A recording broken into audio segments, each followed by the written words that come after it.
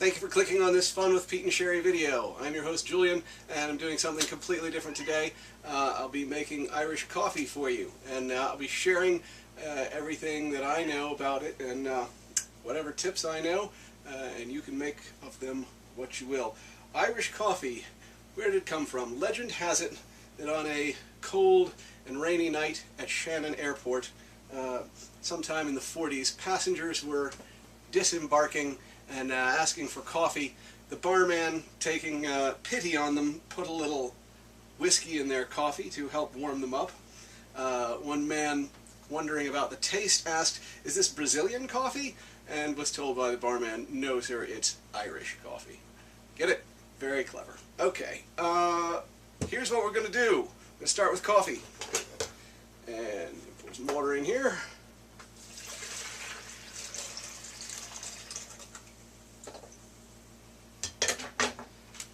And I use 8 o'clock original whole bean, of course.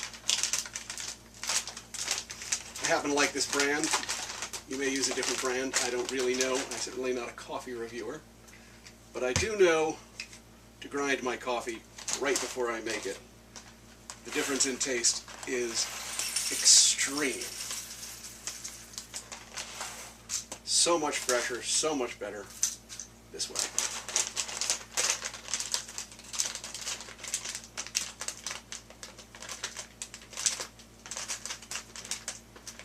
Alrighty, that's out of the way. Here we go. 1, 2, 3, 4, 5, 6, 7, 8. There we go.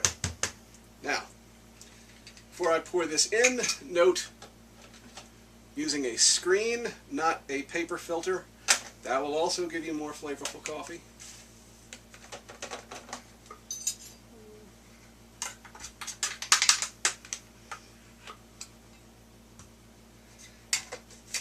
And now this is out of our way.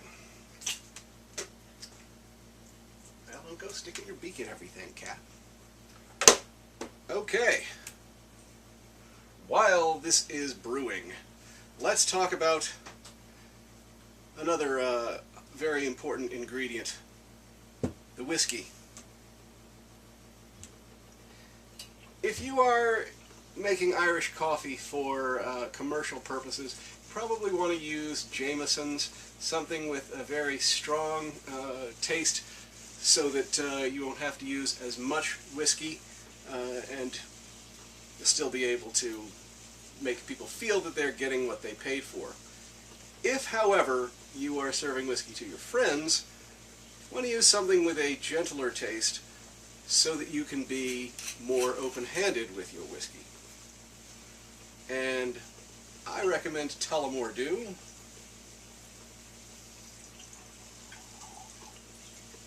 Not so expensive that you can't use it for something like a mixed drink.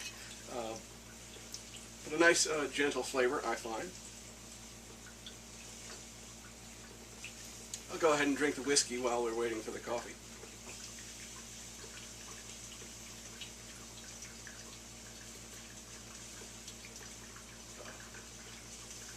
No objection, I presume. Like a crust of bread, fresh baked bread, with a little honey on it. Good stuff. Alright, welcome back. Don't you love that breathy sound as the coffee's finished brewing? I know I do. Okay, so here we are. First ingredient, whiskey.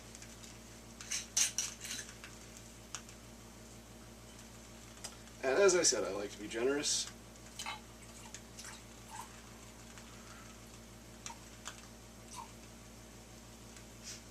Yeah, that'll work. About 1/4 of a glass. Second ingredient, brown sugar, which is not only essential for taste, but is essential if you want it to be pretty, which I will explain in a moment.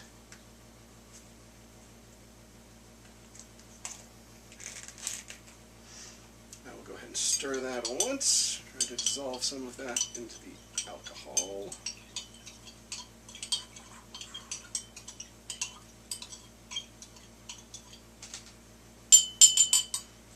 And then the coffee.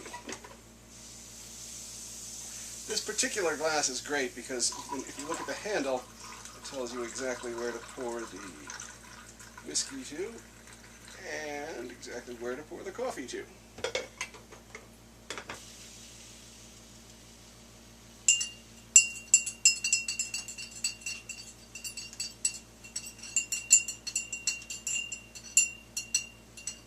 Now that coffee didn't come out as strong as I would like for some reason. But when you do this on your own, do try to make the coffee strong. It is part of the enjoyment.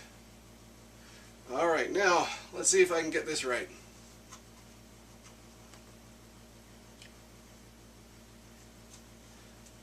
Take your cream and pour it down the back of your spoon.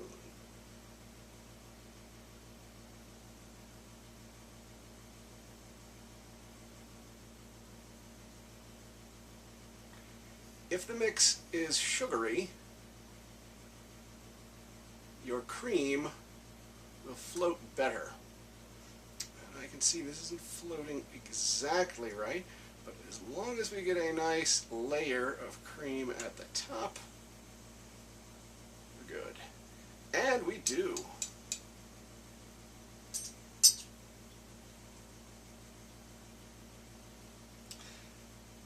There you go. Irish coffee. Sláinte.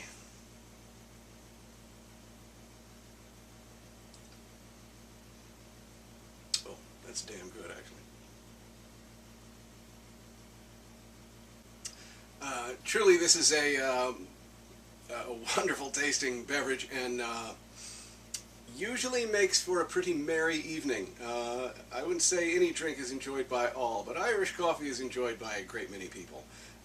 If you serve it or have it available at your next gathering, you'll probably see what I mean. Till next time.